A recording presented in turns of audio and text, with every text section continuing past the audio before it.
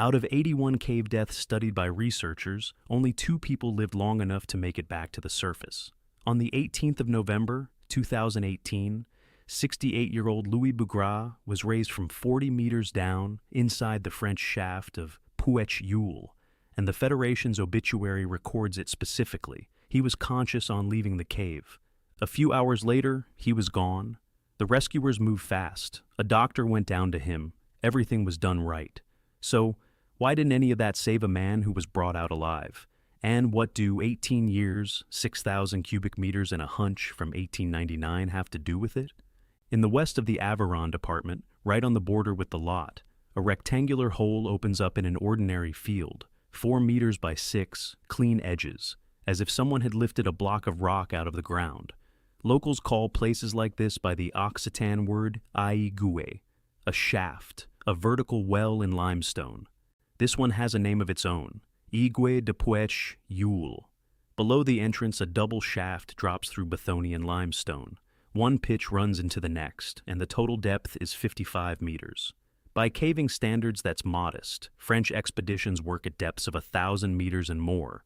But Puech Youle has one feature that kept bringing people back to it for a century and a half. At the bottom, you can hear water. A stream runs down there that nobody has ever properly seen. The cave was described back in 1899. That same year brought the hypothesis that became the whole story of this place. If there's water at the bottom, then the shaft is connected to an underground network, and that network has to surface somewhere. They named a specific outlet, the Kunhak Spring, below the Saut de la Mounine viewpoint on the river Lot, 3 kilometers away in a straight line. There's a simple way to test that, and cavers still use it. Pour a harmless dye into the water and wait for it to show up at the spring. If the dye comes through, the connection is real, and the map of the underground river grows by a few kilometers. But you have to pour the dye into something, and the bottom of Puech Youle was out of reach. The shaft was blocked by a dense plug, with the water running somewhere underneath it, and there it stayed. A hunch, no way to get at the water, nothing to test it with. The plug at the bottom of the shaft wasn't a concrete slab you could blow up. It was a compacted cone of stone, clay, and everything that had slid down from above over the decades. To get underneath it, the material had to be dug out by hand and hauled up, bucket by bucket. A century on, the hypothesis of 1899 was still hanging there unanswered, and nobody could say whether the people who came up with it had been wrong. Nobody built that plug on purpose. The village made it slowly, over decades, without thinking about it. The first records date to 1931, animal carcasses lying at the bottom. After that, it becomes routine. An open shaft 55 meters deep, right by the road, is the perfect place to get rid of whatever you have nowhere else to put. Down go slaughterhouse waste, bones, carcasses, scrap metal, worn-out household appliances. The pit takes everything and gives nothing back. That goes on for about 70 years. Cavers knew about the site and went down from time to time. And then the same thing happened every time. A man reaches the cone of waste, looks at it, and climbs back out. In the caving records, the place picked up a description that needs no explanation. A dumping ground for animal carcasses. On the survey section drawn in the year 2000, the cone at the base of the shaft is labeled exactly that way, carcass pit fill. It's an official element of the cave's morphology, on a par with the pitches and the ledges. The problem here isn't only aesthetic. Water runs under that same cone, and water from a karst shaft sooner or later comes out at the surface, in a spring that somebody drinks from. In 1990, the Regional Caving Committee raised the question of clearing it out. The answer recorded in the documents reads, word for word, a cleanup is impossible because of strong local opposition. No investigation, nobody at fault. The question was simply closed. For the region's cavers, that meant one simple thing. A promising site struck off the list. The potential was there, the hypothesis was there, and the work was impossible. It's a closed loop. The hypothesis of 1899 can't be tested until the blockage is cleared. The blockage can't be cleared because the village doesn't want anyone digging around in its pit.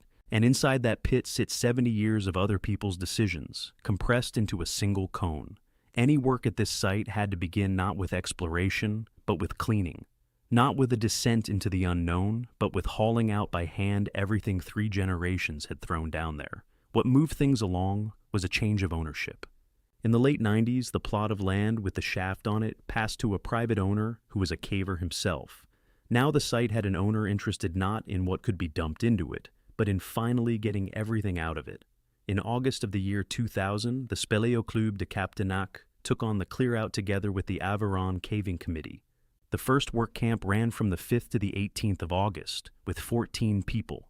Over the entrance, they set up a gantry frame rated for 400 kilograms and a winch.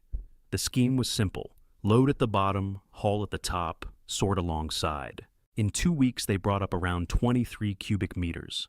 The inventory from that first camp survives, and it shows exactly what those people were dealing with at the bottom: 15 sheep, 49 dogs, 11 cows, 20 horses, 6 pigs, more than 100 kilograms of tinned food, refrigerators, a water heater, car wheels, a 200-liter drum of tar, and a second drum whose contents they couldn't identify. Ammunition gets its own line in the list. They found it among the rest of the rubbish, stopped work, and called in the bomb disposal team from Montpellier. Nobody could say how many years it had been lying there, or who had thrown it in. The village mayor went down to the bottom with his wife to see for himself what was being taken out of the pit that generations of local people had used. The contrast is striking. What had been impossible 10 years earlier because of local pressure was now going ahead with the village council taking part. That same year, 2000, the work won an environmental award. A club that had started out as a group of enthusiasts with a winch turned out to be running an environmental project on a department-wide scale. But 23 cubic meters was only the top of the cone. The bottom, the water, and the hypothesis of 1899 were still a very long way off, and nobody back then had any idea how far. One of the people who traveled out to this dig was Louis Bougrat. He had no connection to the Aveyron whatsoever.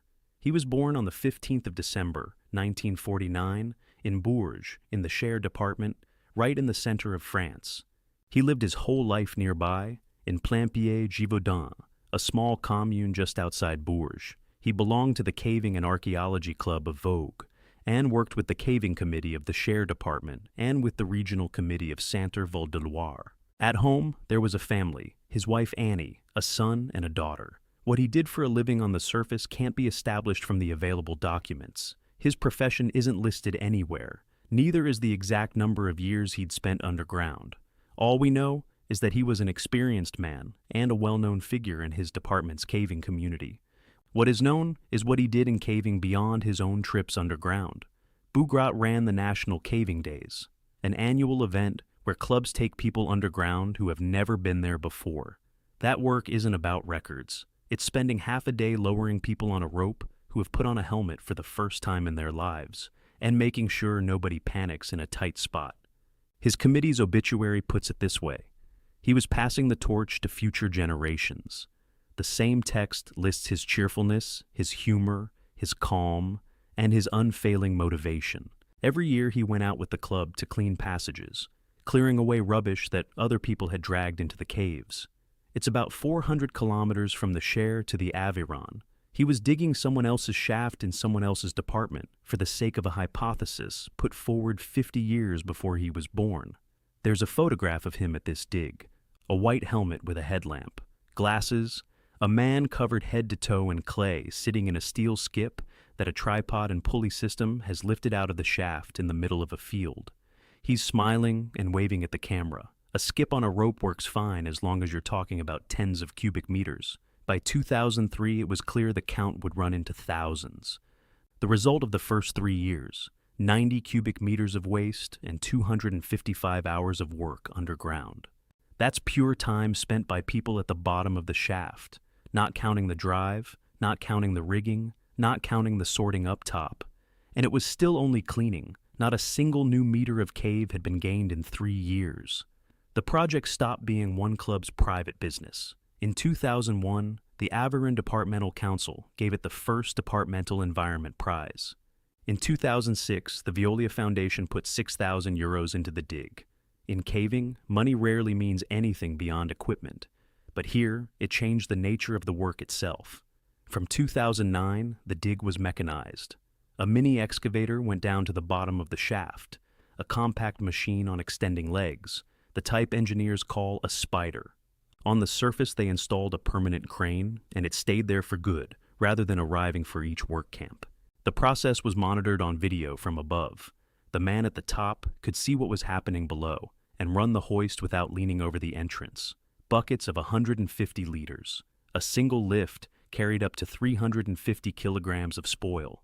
A visiting club's working day looked like this: 8 hours underground for 7 cubic meters. From that point on, Puech Youle stopped being a cave trip in the usual sense. It was a work face, machinery at the bottom, communications, a rota, shift crews. In French caving, this kind of work is called desubstruction, clearing a blockage in order to get through to what lies beyond. Usually it takes a weekend, sometimes a season. Here it turned into a construction site with no completion date. Every cubic meter removed brought them a few centimeters closer to the water, and how many more were left, nobody knew. By October 2018, the figure reached 6,000 cubic meters. 18 years, one shaft, 6,000 cubic meters brought to the surface by bucket, by excavator scoop, and by crane. People started calling the site one of the largest caving excavations in Europe. None of it rested on an institute or a contractor. It rested on people who got into the car on a Friday evening and drove halfway across the country to spend Saturday down a pit-shifting rock. On a caving forum, they were called a bunch of stubborn old do-it-yourselfers. It's an almost affectionate description, and it's an accurate one. The average age of a member of the French Caving Federation is 43, and it goes up by roughly 6 months every year. The arithmetic is simple. Fewer new people arrive than old ones grow older. Young people try it and leave. What remains are those who are drawn less to the cave itself than to the idea that there's something behind the blockage. In the national statistics on underground accidents, the median age of the casualty is around 40. The permanent crew at Puech Youle worked in a different age bracket, and nobody had a problem with that. The work is physically hard, but it doesn't demand speed. Louis Bougrat was 68. In this world, he wasn't the exception. He was the norm. On the 2nd of November, 2018, one of the project members posted a film from the dig face online. The title was straightforward, about a titanic excavation. The description listed everything at once: 18 years, 6,000 cubic meters, and above all, that today they had reached the plates. He meant the layers of calcite covering the floor. The description went on to mention a possible connection between the shaft and its underground network. In plain terms, they were nearly there. After 18 years of clearing other people's rubbish and breaking down a blockage, the people at the bottom could see signs of the very passage that had been guessed at in 1899. Not a hypothesis on paper, but actual rock right in front of them. They were a few meters away from testing that hunch. And 16 days. During those same November days, about 90 kilometers from Puech Youle and in the same Aveyron department, an entirely different group of people were at work. From the 10th to the 18th of November, 2018, an international rescue training course was running there, not a demonstration, but the full thing, with overnight stays and the complete set of equipment. The organizer was the French Cave Rescue Service, in French Spéléo Secours Français. It was running the regional exercise for Occitanie. 2 caves were in use at once, and the drill was the evacuation of a casualty from minus 270 meters. More than 120 underground rescuers took part. It's worth explaining what this organization is. Nothing that follows makes sense without it. The Cave Rescue Service isn't the fire brigade and isn't a government agency. It's volunteers, around 2,000 people across the country, cavers themselves. Among them are 78 doctors trained to work underground. Not just medics, but people who can go down a rope and give treatment in a horizontal passage a meter high. Under French rules, it's this service's technical advisor who runs the operation underground. Not because the fire brigade is worse, but because underground evacuation differs from every other kind so much that it needs a speciality of its own. In a normal year, the service is called out to between 20 and 27 operations. In a typical underground operation, it takes 6 to 8 hours just to reach the casualty. Practicing an evacuation from minus 270 meters isn't a speed exercise. The stretcher with its mock casualty travels upwards for tens of hours, through pitches, squeezes, and intermediate ledges, and every section needs fresh arms. The exercise in the Aveyron finished on the night of the 17th to the 18th of November. The last participants came out on the surface at around 6 in the morning on Sunday. 120 people, having just spent the exercise hauling a stretcher up from 270 meters, drove home. 5 hours after that, in the same department, an emergency line rang. A man was about to be brought up from 40 meters. The cave rescuers were never told. The morning of the 18th of November, 2018, began at Puech Youle like an ordinary working shift.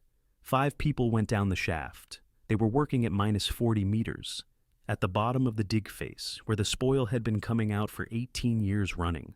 That day, the digging was being done by hand. The excavator was no use in this situation. At the foot of the section stood a calcified slab, a massive piece of rock cemented together by calcite deposits, and it had to be approached carefully, with a shovel and with bare hands. The slab was estimated at 300 to 400 kilograms. The official wording of the later accident review says that it appeared stable and raised no safety concerns whatsoever. That isn't an excuse made after the fact. It's a description of what those people saw. Over the years, thousands of cubic meters had passed through their hands, and they knew an unstable block from a solid one. The slab gives way. There are 4 men next to it at that moment. 3 manage to take cover, the 4th doesn't. Louis Bougrat is thrown back and falls into the gap between the excavator bucket and the rock wall. It's important here to correct what the newspapers wrote afterwards. He did not fall 50 meters. The figures 50 and 53 meters that went round the press are the depth of the shaft, not the height of a fall. Bougrat was standing at the bottom and was struck by the slab where he stood. At around 11 in the morning, his companions raised the alarm on number 18, the French emergency line for fire and rescue. The injuries would be established later, an open fracture of the left arm with wounds and a fractured pelvis. The first was obvious straight away. The second is barely readable from the outside, and it's the one that would determine everything that came next. He's alive, and he's 40 meters below the surface at the bottom of a shaft where there isn't a single flat horizontal spot for a stretcher. Above him, an entrance 4 meters by 6, a crane, a field, and a Sunday in November. Between them, 2 pitches and 18 years of excavated rock. The first thing his companions did at the bottom was move the casualty to a safe place, well away from the section where the slab had come down. The second was to set up what French underground rescue practice calls a point chaud, a hot point. It's a heated shelter, a tarp or a tent, a heat source inside, insulation from the ground. The size requirement sounds mundane and explains a great deal. The casualty has to be able to lie down, and 2 people have to fit beside him, crouching. Underground there usually isn't any more room than that. The temperature in the cave is 11 degrees. It's the same in January and in July, at night and during the day. A karst cave holds the average annual temperature of its region. For a man who's working, 11 degrees is comfortable. For a man lying still, it isn't. Up on the surface, Grim arrived, the fire brigade unit that specializes in work at height and in places that are hard to reach. Crews came from Decazeville, Rodez, and Villeneuve-d'Aveyron. Overall command was taken by Lieutenant Gache, and the rope team was led by Adjutant-Chef Pascal Falliez. The village mayor, Christian Saint-Affre, drove out to the shaft as well. Then something happened that isn't done nearly as often as you'd expect in operations like this. Medics went underground. The fire service doctor, Jérôme Savignac, and nurses went down and worked on the casualty right there, at a depth of 40 meters. Treating him on site means care begins before the lift, not after it. Pain relief and immobilization are done at the bottom, so that the man can be moved at all. The rescuers ran a survey to get an exact picture of the shaft's geometry, and they used the dig's own video system, the same one that had been operated from the surface for 18 years. Infrastructure built for hauling out rock was now working to evacuate a man. By that point, everything was in place up top. Machinery, firefighters, a doctor, communications, a shelter down below. Only one phone call was missing. The department's specialist cave rescue service was never called to the site. 40 meters sounds like a minute's work on a rope. A trained caver covers that, on ascenders faster than a kettle boils. With a stretcher, it's a different matter entirely. For underground evacuation, France uses a rigid rescue stretcher developed by an equipment manufacturer together with that same cave rescue service. It weighs about 13 kilograms, it has 8 handles, and it has a rigid back, so the whole thing slides over the ground instead of snagging on it. Inside, there's a built-in harness with color-coded straps, so the casualty can be packaged quickly, and so the stretcher can be tipped upright without any risk of him shifting inside it. The longitudinal rails and the cross pieces come off. That reduces the size and lets the stretcher through narrow places. The main hauling technique is called the counterweight. The idea is simple: a pulley at the top, the stretcher on one end of the rope, and on the other end, a rescuer who simply walks down using his own body weight. The stretcher rises steadily, without jolts and without sudden changes of speed. That wasn't devised for the rescuer's convenience. For a man with a fractured pelvis, a jolt means fresh internal bleeding. The whole hauling setup is built around one task: moving the casualty smoothly. The speed of an evacuation like that has been measured more than once. An exercise at a depth of 240 meters took nearly 10 hours. A real operation from 350 took about 13. Both figures come out at roughly the same thing: 25 meters an hour. The stretcher needs at least 6 people for its 8 handles. A full team is around 15, rotating every 3 hours because work underground wears people out faster than work on the surface. This entire system grew out of a single accident.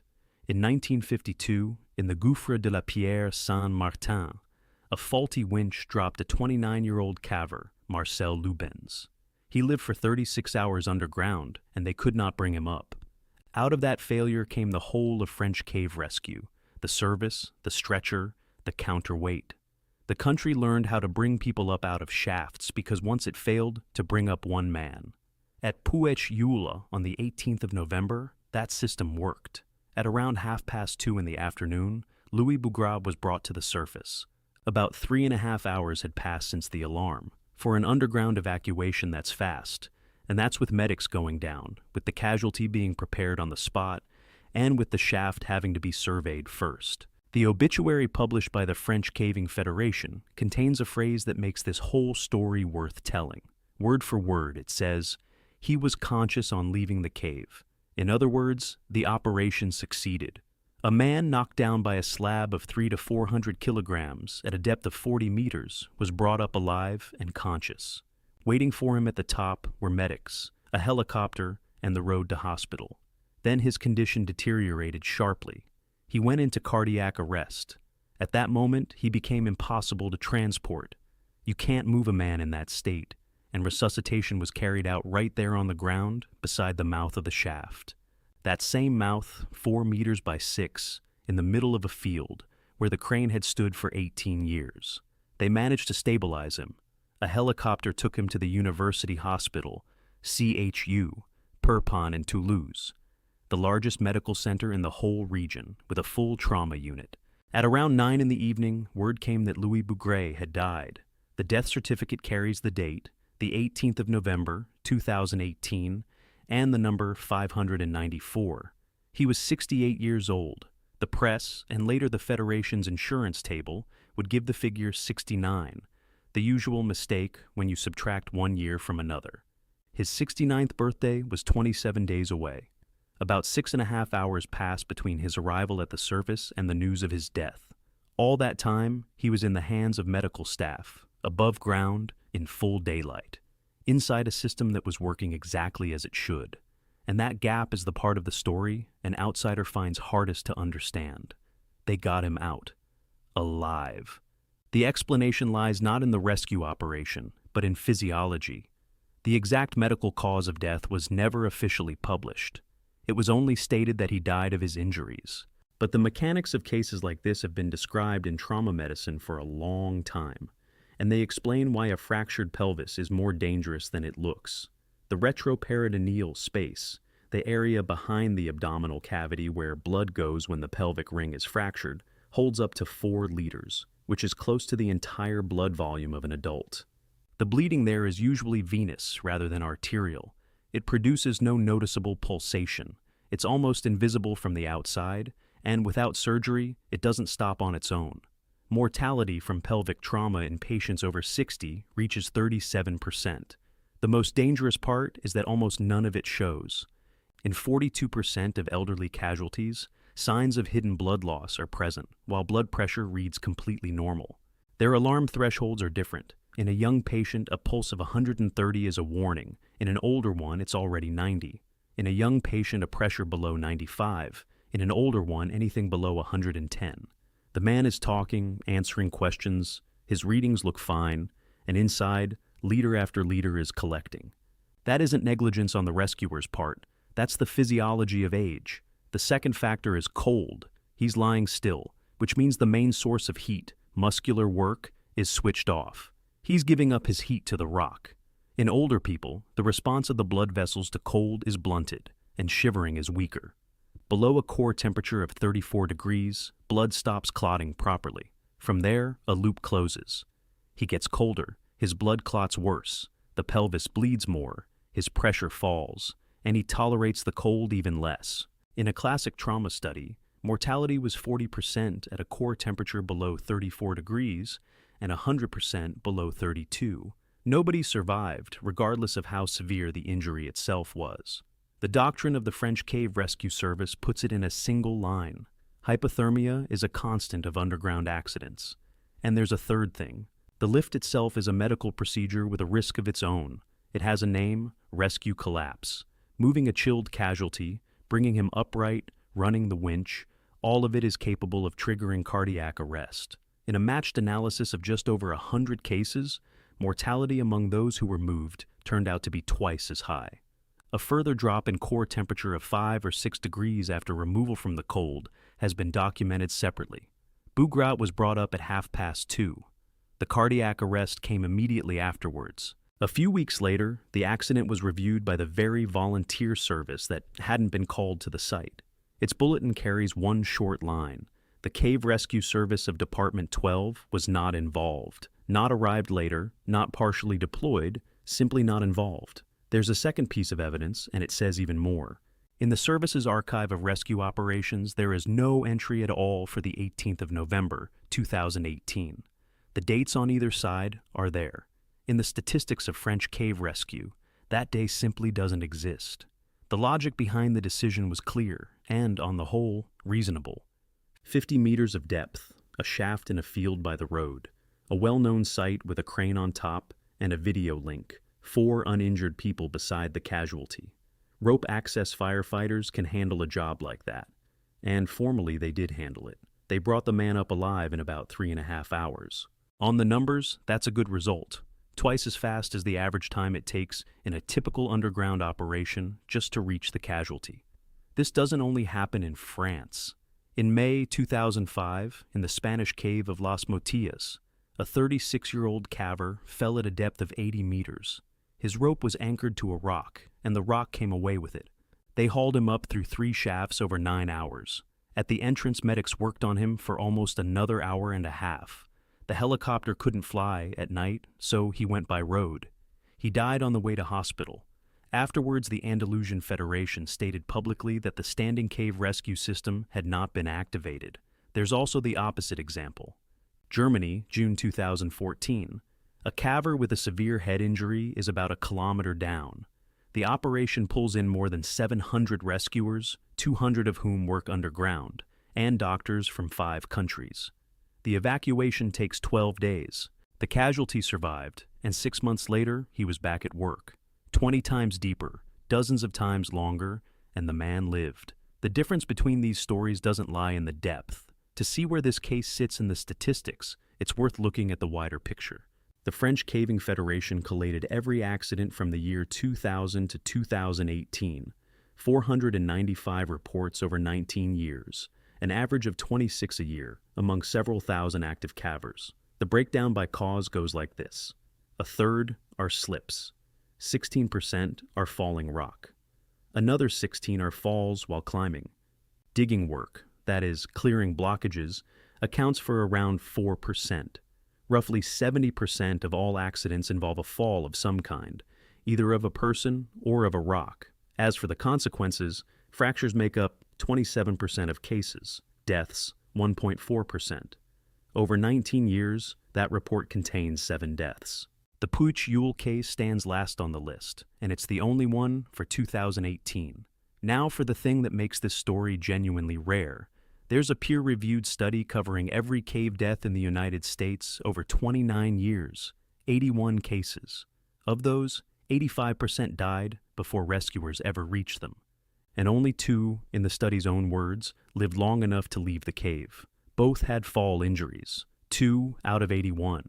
Outcomes like this turn up in other countries too, but one at a time. A sheriff's report on an accident in Montana in 2009 describes a 57-year-old caver who fell down a shaft in exactly the same terms. Seriously injured, but conscious. They brought him up in 3 hours, flew him out by helicopter, and he died in hospital the same day. In Slovenia in 1978, after an accident on the same kind of digging work, the last of 4 men was brought out alive. He died in a hospital in Ljubljana several days later.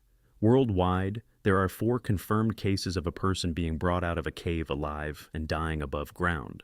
Louis Bougrat became the 5th and the only French one. He was buried on the 26th of November, 2018, in the church at Plaimpied-Gévaudan, in his own commune outside Bourges, 400 kilometers from the shaft. The story barely traveled beyond the caving community. There was no national press coverage. The dead man's name was given by a single regional paper in his home department, which came out 2 days before the funeral.